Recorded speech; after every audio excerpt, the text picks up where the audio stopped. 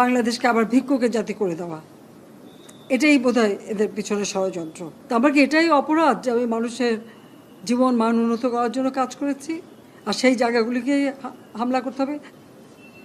সেটাই হচ্ছে সবথেকে দুঃখজনক, যে দিন রাত অক্লান্ত পরিশ্রম করে বাংলাদেশটাকে যখন একটা জায়গায় নিয়ে আসলাম, আজকে সেখানে দেখি এই একদিকে জ্বালাও পোড়াও সব কিছু। ঠিক যে প্রতিষ্ঠানগুলি মানুষের সেবা দেয়, আজকে মেট্রো রেলে চড়ে মানুষ কত অল্প সময়ের মধ্যে সময় বাঁচিয়ে কর্মস্থলে পৌঁছাতে পারতো, আবার ফিরতে পারতো। সেখানে ছাত্ররা, চাকরিজীবী, সাধারণ মানুষ সবাই তো যেতে পারতো। সেই স্টেশনগুলি পুড়িয়ে এখন ট্রাফিক জ্যাম, মানুষের কষ্ট। আমি তো কষ্ট লাঘব করেছি, কিন্তু যারা এইভাবে আগুন দিয়ে পুড়িয়ে মানুষের সে কষ্টে আবার ফেলে দিল, তাদের বিচার দেশের মানুষকেই করতে হবে। আমি খালি সকলের সহযোগিতা চাই। আর এইভাবে মায়ের কোল খালি হোক, এটা আমি চাই না। কারণ আমি তো বাবা মা সব হারিয়েছি, আমি তো জানি হারাবার ব্যথা কত কষ্ট।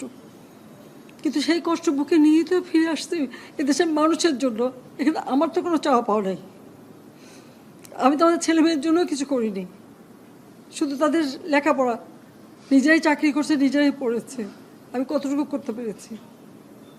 কিন্তু আমি দেশের মানুষের জন্য করেছি। আজকে অন্তত মানুষের ভাত কাপড়ের ব্যবস্থা, চিকিৎসার ব্যবস্থা, তাদের কাজের সংস্থা সবই তো করে দিচ্ছিলাম। যখন আমরা এক উন্নয়নশীল দেশে মর্যাদা পেলাম, তখনই এই তাণ্ডব করে ঠিক যে জায়গাগুলি মানুষের সেবা করবে সেই জায়গাগুলিতেই আঘাত। শিক্ষা প্রতিষ্ঠানে হল ভেঙে দেওয়া। সবচেয়ে দুর্ভাগ্য যে ভিসির বাড়িতে আগুন দেওয়া। এর আগেও একবার ঢাকা ইউনিভার্সিটিতে ভিসির বাড়িতে আগুন দিয়েছিল, আপনাদের মনে আছে?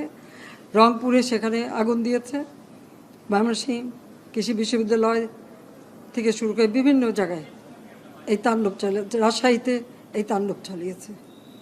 বিশ্ববিদ্যালয়গুলিতে সেশন জট ছিল, আমি সরকার আসার পর থেকে কোনো সেশন জট নাই। লেখাপড়ার মান উন্নত করা, যাতে এখান থেকে পড়ে আবার বিদেশেও পড়তে হবে, সেই ব্যবস্থাও করে দিয়েছি। কিন্তু তারপরেও কোটা সংস্কার আন্দোলন, কোটা তো আমি বাতিলই করে দিয়েছি। আমি আহ্বান করেছিলাম যে একটু ধৈর্য ধরো, হাইকোর্টে শুনানি হবে, হাইকোর্ট যে রায় দেয়। না, তারপরেও এই আন্দোলন হবে। আজকে এই যে এতগুলি মানুষের জীবনের ক্ষতি হলো, এতগুলি পরিবার ক্ষতি হলো, এর দায় দায়িত্ব কাদের? আমি দেশবাসীর কাছে সেই আহ্বান জানাবো যে এই ধরনের ধ্বংসযজ্ঞের জন্য এই দেশকে নিয়ে আর কেউ চালাতে না পারে। আমি সকলের সাহায্য চাই। আর আমি চাই না এভাবে মায়ের কোল খালি হোক, আর এভাবে মানুষ অসহায় হয়ে পড়ুক। তা আমার কি এটাই অপরাধ যে আমি মানুষের জীবন মান উন্নত করার জন্য কাজ করেছি, আর সেই জায়গাগুলিকে হামলা করতে হবে?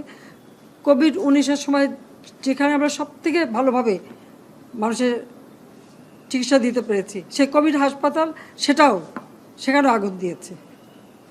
এটা কী ধরনের খেলা? যাক, আমি আর কিছু বলতে পারি না। আমি এগুলি